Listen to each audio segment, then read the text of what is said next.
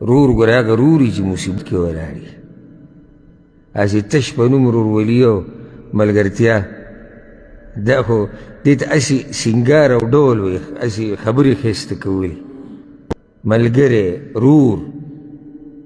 دا هغه چا ته ویلی کېږي چې دی تا سره په سخته کې په غم کې په مصیبت کې او په خوشحالۍ کې سره مو ولاړي او دی ډېر کوشش د دې نه کوي چې خوشحالۍ کې تا سره شریک شي خو په غم کې سره ولاړ او زمونږ کوشش د صحیح